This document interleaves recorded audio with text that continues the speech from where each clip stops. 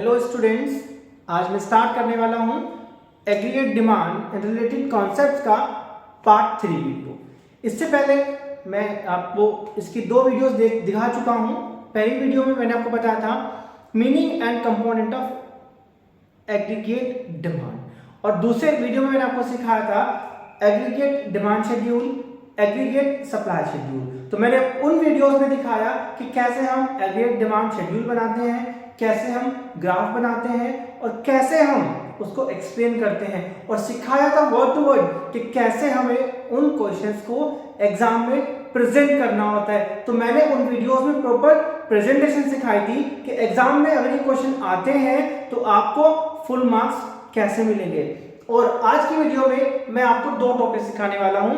एक मैं सिखाऊंगा कि कंजम्पशन फंक्शन क्या होता है और दूसरा मैं सिखाऊंगा कि सेविंग फंक्शन क्या होता है। तो बेटा क्लास में बने रहिएगा और ध्यान से पढ़ते रहिएगा ताकि आपको पूरे मार्क्स मिल सके। तो आइए स्टार्ट करते हैं आज का टॉपिक, कंजम्पशन फंक्शन।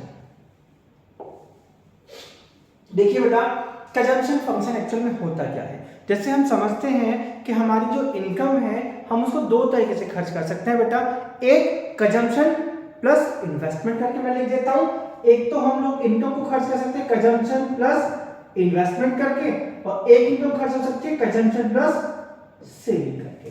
ठीक है बेटा, तो दो तरीके से हम अपनी इनकम को खर्च कर सकते हैं। तो आज हम बात करते हैं अपने कंजम्पशन फंक्शन की। तो देखिए हमने क्या लिखा हुआ है, the functional relationship between consumption and income is called consumption function. तो यहाँ पे बताया गया है कि जो कंजम्पशन है ना वो टोटली डिपेंड करता है हमारी इनकम के ऊपर। किस चीज के ऊपर डिपेंड करता है बेटा? इनकम के ऊपर हमारा कंजम्पशन डिपेंड करता है। जितनी हमारी इनकम बढ़ती जाएगी हमारा कंजम्पशन भी बढ़ता जाएगा।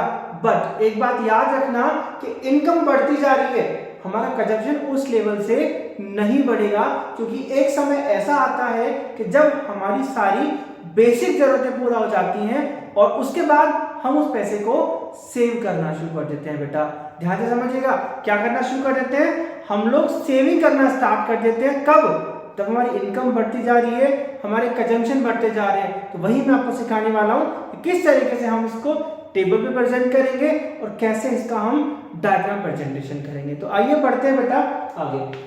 तो लिखा है हमने कि the consumption is C function of income. तो हमने क्या लिखा कि consumption is a function of income. तो यहां हमने इक्वेशन लिखी हुई बेटा, c is equals to c bar plus by। तो इस टॉपिक से हमारा क्या आता है, इस टॉपिक से आता है बेटा हमारा न्यूमेरिकल, है ना। तो अगली क्लास में मैं आपको इस टॉपिक के न्यूमेरिकल सिखाने वाला हूं। ये वीडियो भी देखिएगा और साथ में न्यूमेरिकल भी सीखिएगा कि कैसे इन टॉपिक के रिलेटेड न्यूमेरिकल्स आते हैं। न्यूमेरिकल भी 3 मार्क्स में 100% हमारे एग्जाम में आता है बेटा। तो देखिए क्या लिखा हमने कि c is consumption function, c bar autonomous consumption that is positive consumption when income is 0। जब इनकम 0 होगी और फिर भी हम कंजम्पशन कर रहे हैं तो उसको बोलते हैं ऑटोनोमस कंजम्पशन, मतलब fixed consumption when income is 0। आगे लिखा है MPC मार्जिनल प्लांसिटी टू कंज्यूम। ये भी हमने अगली वीडियो में एक्सप्लेन किया है, और Y मतलब इनकम हमने रिप्रेजेंट किया। तो देखिए हमने यहाँ टेबल बनाई है कि इनकम में लिखा, मैंने अपनी लास्ट वीडियो में बताया था कि हम उसी टेबल को हर एक क्वेश्चन में यूज करेंगे बेटा।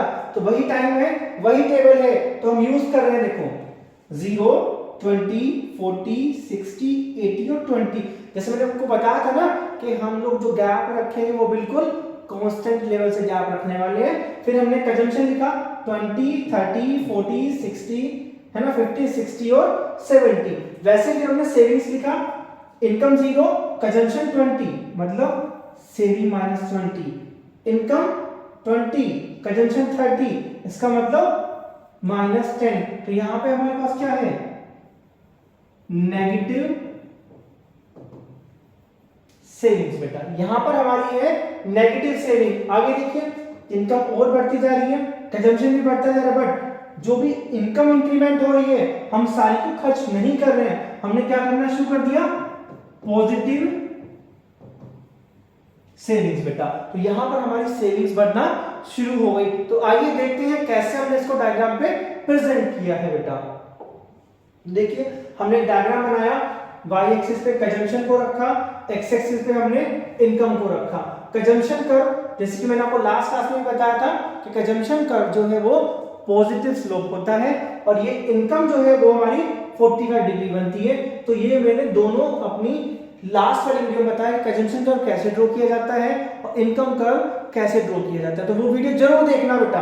देखिए कैसे हमने लिखा है, in the above diagram income increases, consumption expenditure also increases but less than the incremental income. ध्यान दीजिएगा क्या लिखा है, increase but less than the incremental income because people have a tendency not to spend whole incremental income on consumption, therefore additional consumption is less than additional क्या होगा बेटा, income. तो ध्यान दीजिएगा कि यहाँ पे बताया गया है कि जो एडिशनल कंजम्पशन होगा वो लेस देन होगा एडिशनल इनकम से, मतलब इनकम ज्यादा बढ़ेगी और फिर एक समय के बाद कंजम्पशन हमारा बढ़ेगा बट इनकम से कम बढ़ेगा। तो उस टाइम पर हम लोग सेविंग करना स्टार्ट कर देते हैं बेटा। तो आइए सेकंड पॉइंट पर बढ़ते हैं। लिखा है कि consumption can never be zero, वो कहना चाहता है कि कंजम्पशन कभी भी जीरो नहीं होगा चाहे इनकम जीरो हो जाए बेटा। जैसे मैंने टेबल में दिखाया था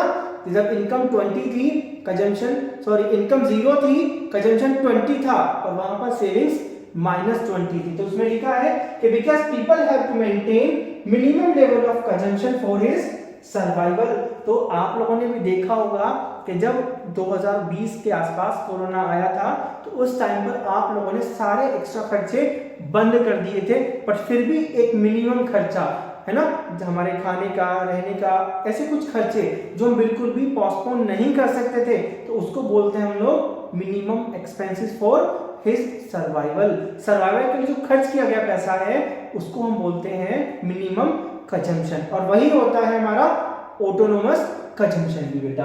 तो लिखा such consumption is called autonomous consumption. तो बेटा उस कंजम्पशन को हम लोग बोलते हैं ऑटोनोमस कंजम्पशन। तो आगे देखिए लिखा है कि consumption curve start from positive C on, यहां से याद रखना कि कंजम्पशन कर्व हमेशा वाई एक्सिस से स्टार्ट होगा और वो भी पॉजिटिव से। तो जैसे मैंने लास्ट क्लास में बताया था कि हर एक लाइन हमारे लिए क्वेश्चन के रूप में यहां आ सकती है बेटा। तो याद रखना यहां पर भी लाइन आ सकती है कि क्या कंजम्पशन कर्व स्टार्ट होता है नेगेटिव पॉइंट से, तो आप बोलेंगे no, consumption always start from the positive on Y axis. याद रखना पॉजिटिव भी और वाई एक्सिस से शुरू होगा, कभी आप इस क्वेश्चन को गलत कर दें बेटा। तो आगे देखिए क्या लिखा है, slope of consumption curve is upward sloping at point B. अब हम इसकी बात कर रहे हैं कि हमारा जो कंजम्पशन कर्व है वो ऊपर की तरफ स्लोप कर रहा है, तो हमने यहां पॉइंट बनाया point B, break even point इसको नाम दिया, ठीक है। Consumption are equals to income which is known as break even point here APC. APC मतलब एवरेज प्रोपेंसिटी टू कंज्यूम जो है वो इक्वल हो जाती है ए के। तो एपीसी क्या होता है बेटा, एपीसी का मतलब होता है कंजम्पशन अपॉन इनकम। तो इस पोजीशन पे हमारा जो कंजम्पशन है वो इनकम के इक्वल हो जाता है, तभी हम बोलेंगे कि एपीसी इज इक्वल्स टू 1 बेटा।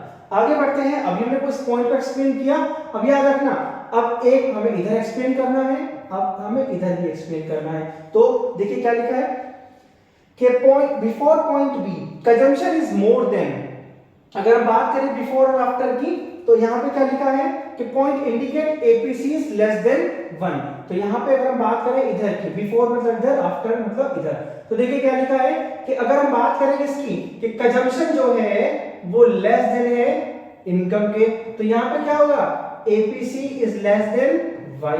अगर हमारा क्या है कंजम्पशन जो है वो क्या हो जाएगा, यहां पे मैंने एरो उल्टा बना दिया है, consumption is greater than income, तो हमारा एपीसी भी क्या बनेगा बेटा, ग्रेटर देन वाई या ग्रेटर देन 1 हो जाएगा बेटा, है ना। तो यहां हमने बताया कि कैसे हमारा एपीसी डिनोट होगा, एक से ज्यादा कब होगा, एक से कम कब होगा। तो ये भी हमारा न्यूमेरिकल है, इस न्यूमेरिकल को हम अगली क्लास में सीखने वाले हैं। तो ध्यान से देखिए, एक बार आप इसको देख लीजिए फिर हम आगे बढ़ेंगे बेटा, ठीक है। आप लोग उसको देख लीजिए एक बार, हमने कैसे इसको पढ़ा है।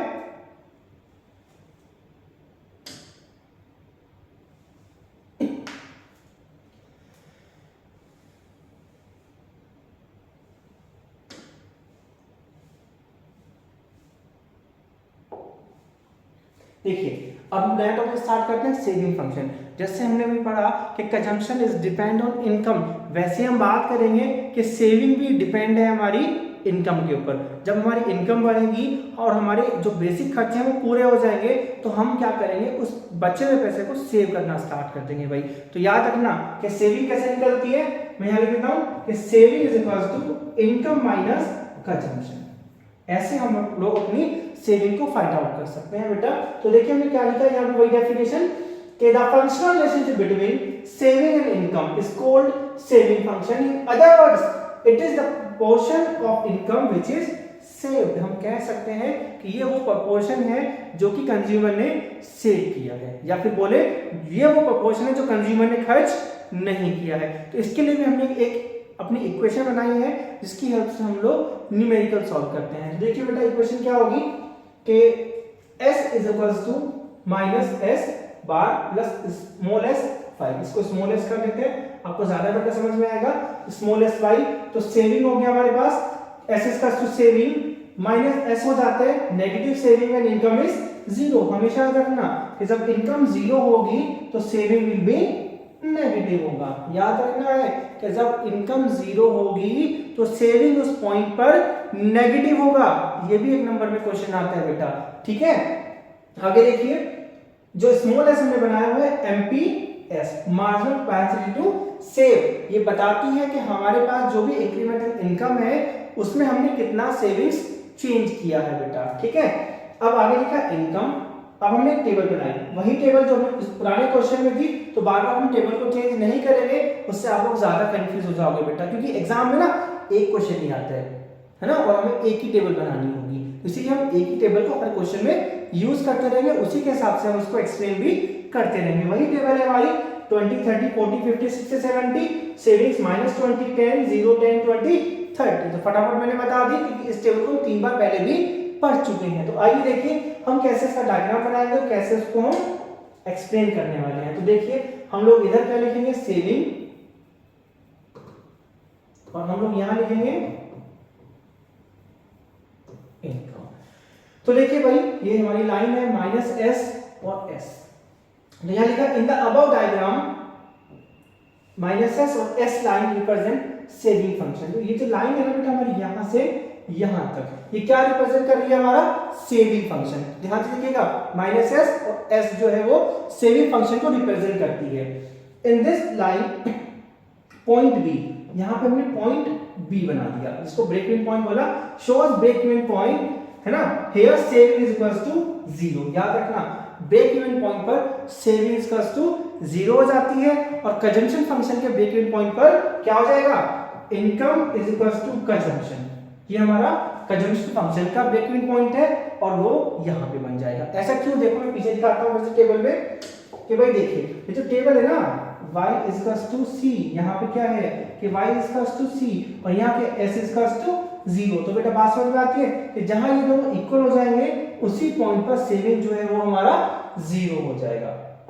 देखिए आगे क्या लिखा है, to left the break even point, left बेटा नीचे की बात कर रहे हैं, जो पोर्शन हमने यहाँ बनाया हुआ है लेफ्ट में, savings are indicated negative, here consumption is more than income. तो यहाँ हमने बताया कि जो पॉइंट बी के नीचे वाला पोर्शन है यहाँ पर सेविंग्स जो है वो नेगेटिव रिप्रेजेंट करती हैं। क्या रिप्रेजेंट कर रही है, सेविंग्स जो है वो नेगेटिव रिप्रेजेंट करती हैं, और लिखा है indicate negative savings here consumption is more than income. और यहाँ पे क्या है, एपीसी इज आल्सो नेगेटिव। याद रखना एबीसी जो होगा वो हमेशा नेगेटिव है, क्यों, क्योंकि इस पोजीशन पर एपीसी जो होता है वो ग्रेटर देन 1 होता है बेटा। याद रखना कि एक छोटी सी बात कि APC plus APS is equals to हमेशा 1 होता है। तो अगर ये ग्रेटर देन 1 होगा तो ये माइनस में होगा।